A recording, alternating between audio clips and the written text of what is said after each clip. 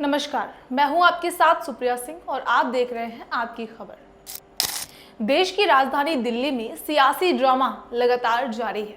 जब से money laundering के केस में यहां के मुख्यमंत्री अरविंद केजरीवाल गिरफ्तार हुए हैं, तब से प्रशासनिक कामकाज पर बहुत ज्यादा बुरा असर पड़ रहा है।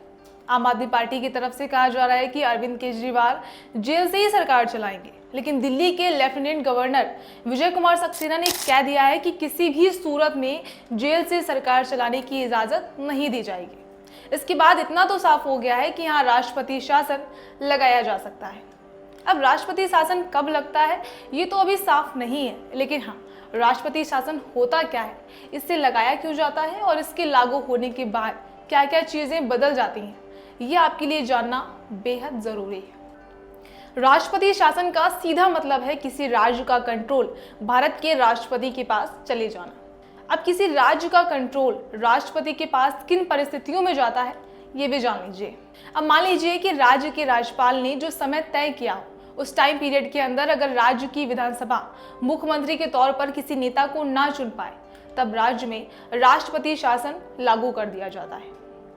दूसरी स्थिति में राज्य की सत्ता में अगर गठबंधन की सरकार है और विधानसभा में अगर ये गठबंधन अपना बहुमत खो दे या फिर गवर्नर द्वारा दिए गए समय के अंदर सीएम सदन में बहुमत साबित ना कर सके, तब राष्ट्रपति शासन लगा दिया जाता है।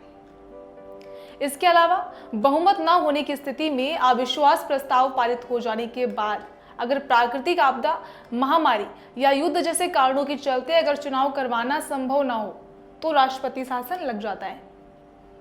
खैर, अगर किसी राज्य में राष्ट्रपति शासन लग जाए तो क्या होता है, चलिए इसके बारे में भी थोड़ी सी बात कर लेते हैं। देश के राष्ट्रपति की ओर से राज्यपाल के हाथों में राज्य की कमान आ जाती है। राज्य के मुख्य सचिव और अन्य सलाहकारों या प्रशासकों की मदद से राज्यपाल ही राज्य का प्रशासक संभालता है। राष्ट्रपति के पास ये शक्ति भी है कि वो ऐलान करे कि राज्य की विधानसभा की शक्तियां राष्ट्रपति शासन के दौरान संसद के पास जा सके, यानी राज्य के लिए कानून और नीतिगत फैसले संसद में होते हैं। राष्ट्रपति या तो विधानसभा को भंग कर सकते हैं या फिर सस्पेंड। अब अगर ये स्थिति बने कि संसद का सत्र ना चल रहा हो तो ऐसे राज्य के लिए कोई कानून या नीति राष्ट्रपति ही लागू कर सकते हैं।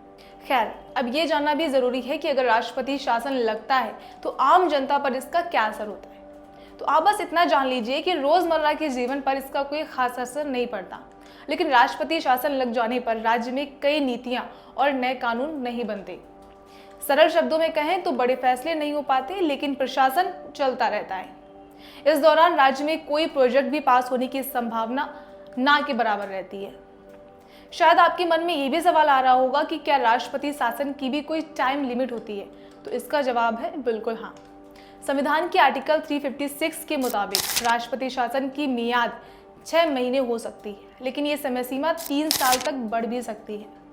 यहाँ आप ये जान लीजिए कि राष्ट्रपति शासन को हटाने के लिए संसद की मंजूरी नहीं चाहिए होती है।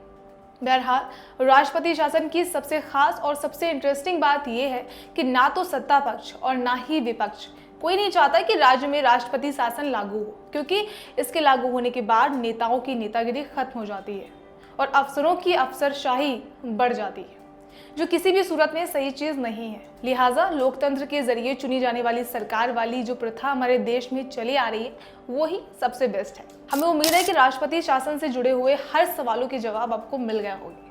अगर आपको स्टोरी पसंद आई है तो इसे अपने जानने वालों के साथ शेयर जरूर करिएगा। फिलहाल हम आपसे लेते हैं विदा।